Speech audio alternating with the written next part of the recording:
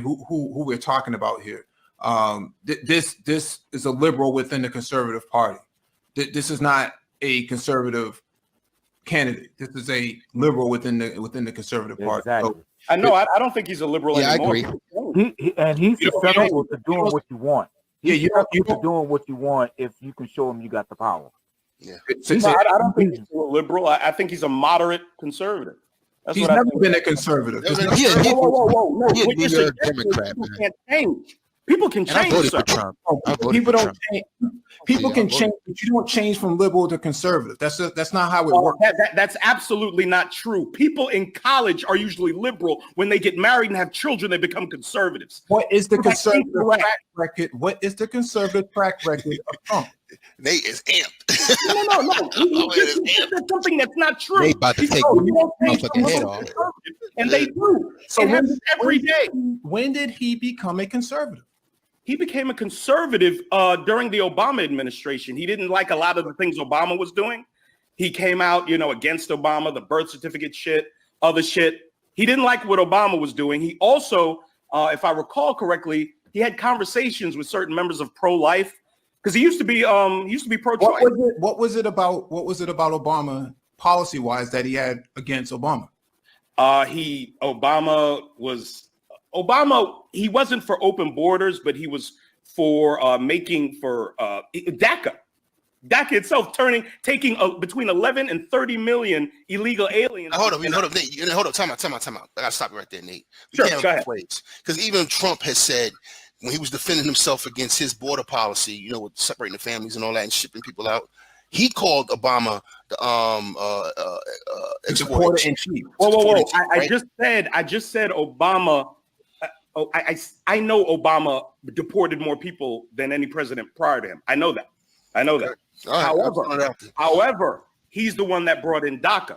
He's the one attempting to take between 11 and 30 million illegal immigrants and turn them into citizens. And you know why Trump can't get rid of it?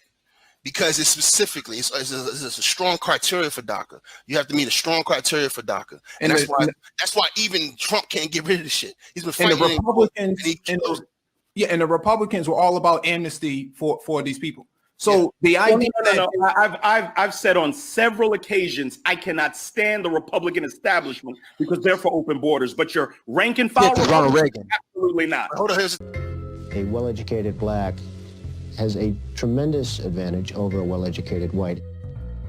If I were starting off today, I would love to be a well-educated black because I really believe they do have an actual advantage today. The bill that we're fighting today gives government control of our lives, undermines our liberty, and it certainly doesn't make any sense. What's kind of working while Obama is in office is this network of foundations and media companies and think tanks. They're all working together. They're giving money to each other. His term comes to an end, and once that happens, they threw their support behind whomever was going to defeat the left. The Council for National Policy were horrified by Obama and the Obama administration for various reasons. And they saw Hillary Clinton as a possible continuation of Obama policies. So in 2016, they really got behind Ted Cruz more than anyone else. Over the course of the primaries, Cruz had some early victories, and then Trump developed momentum. And you know what's going to happen if you don't vote? Our country's going to go to hell, because that's what's happening. That's what's happening. He started winning primaries, and this caused a problem for the fundamentalists, many of whom have a very puritanical outlook on the world, and Donald Trump has not lived the life of a Puritan. Surprise. For many religious right leaders, Trump was not their first choice, but Trump courted this movement.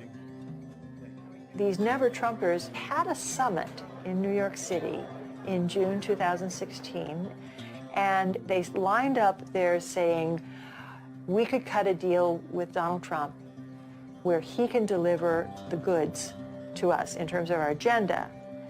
And in return, we'll give him our money and our ground game and our strategy, which he lacks.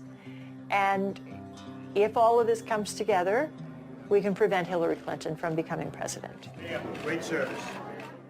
Here is some of what we can accomplish together. Appoint judges, so important. As you know, I put a list together of highly, highly respected judges. And by the way, these judges are all pro-life. Pro-life was, of course, in this case, a code for approving a wide range of policy positions that the right wants. At some of the events, speakers would get up and say, this election is about judges, judges, judges. Donald Trump will nominate conservative justices who will uphold the Constitution, support the rule of law, and rein in out-of-control federal bureaucrats. Some subsection referred to him as like kings, like King Cyrus or King David, the imperfect ruler through whom God chose to enact his will. If God allows truth to be said and heard, we will see Donald Trump the next president of this great America. And Trump plays along with that. Our Christian heritage will be cherished, protected, defended like you've never seen before.